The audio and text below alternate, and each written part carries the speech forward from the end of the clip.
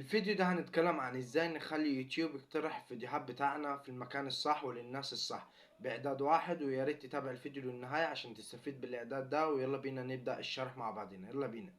قبل ما أبدأ الشرح يا جماعة لازم أوريكم حاجة قبل وبعد عشان نفعل الإعداد مع بعضنا. تعالوا كده لو نزلنا تحت على الفيديوهات قبل ما أفعل الإعداد ده، ادينا هننزل تحت خالص كده.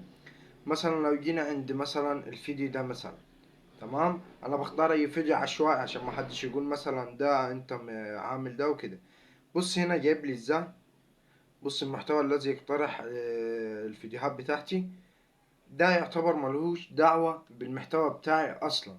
شوف بقى لو جبنا فيديو تاني كده، تمام، لو جبنا ده مثلا بتاع الهاشتاجات، تمام، جبنا وصول للجمهور.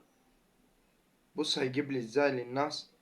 دقيقة، ايه الدحيح ده، ايه مراجعة كاميرا المراقبة، ايه الكلام ده كله. ده كله اصلا المحتوى ده ما يشبهش المحتوى بتاعي في اي حاجة.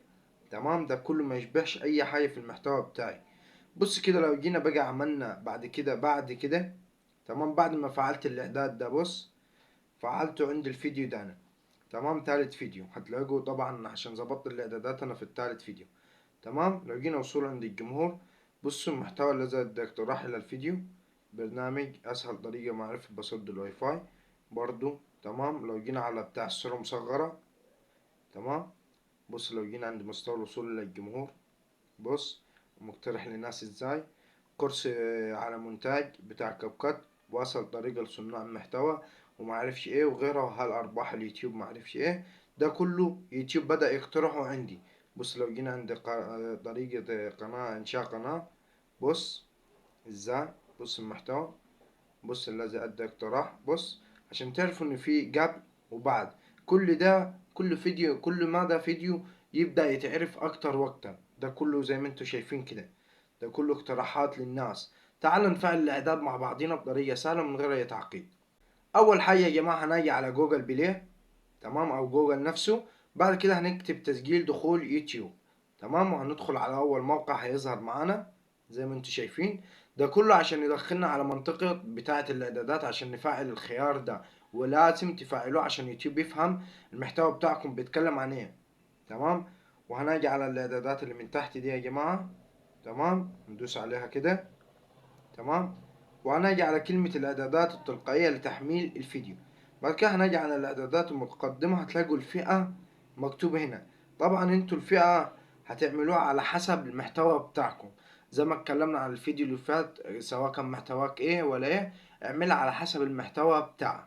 أول حاجة يا جماعة، في عندي إرشادات وموضوع الكلام وأخبار والسياسة والأشخاص ومعرفش ايه وغيرها. طبعا انت هتشوف المحتوى بتاعك بيتكلم عن ايه وهتحدد الفئة من هنا. انا طبعا عشان محتواي بيتكلم عن التعليم فحددت الفئة عن المحتوى التعليمي، تمام، زي ما انت شايفين. والسفر والاحداث ده طبعا الفلوجات، تمام، والحيوانات طبعا ده للكلاب مثلا لا مؤاخذة، او للقطط، او بتعمل محتوى نفسه بتاع حيوانات، او الرياضة اللي بتاع الكورة، او سواء اي حاجة.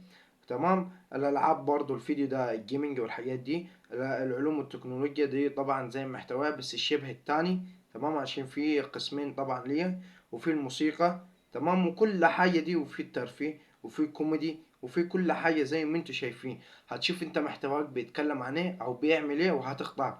انا طبعا هختار التعليمي، تمام، وهتدوس هتلاقي كلمة حفظ هنا، هتدوس عليها كده. انت حددت فئة الجمهور بتاعك وفئة كده خوارزمية بتاعت يوتيوب، هتفهم الجمهور بتاعك. طب ليه يا امير انت عملت الفئة؟ ليه بتقول لنا اعمل الاعداد ده مهم ولازم اجباري؟ هقول لك دلوقتي. اول حاجه ليه يا جماعه الاعداد اللي فعلناه ده مهم جامد؟ هقول لك دلوقتي. لاني دلوقتي الخوارزميه بتاعت يوتيوب هتبدا تفهم قناتك. زي ما انتوا شفتوا وريتكم قبل ما اعمل الخيار ده وبعد ما عملته، اليوتيوب بدا يفهم محتوايا، وبدا برضو يبدا ايه يعمل الفئة او يبدا يعمل كل حاجه لقناتي.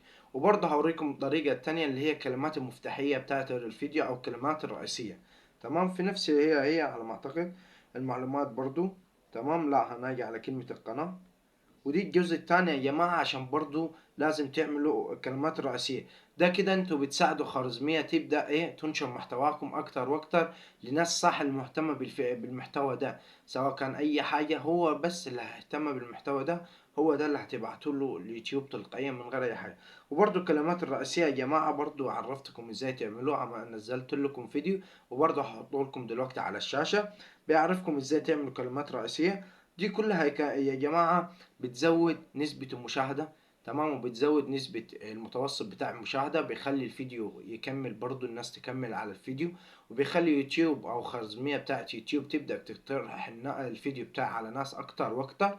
وكل ما الناس تقترح على الناس وتخش على الفيديو بتاعي هيبدأ لوحده يجيب مشاهدات عالية معايا، وكل حاجة هتبقى تمام. وكده بإذن الله نكون خلصنا الفيديو. يا رب الفيديو يعجبكم، بإذن الله يعجبكم. مع السلامة حبايب قلبي، سلام.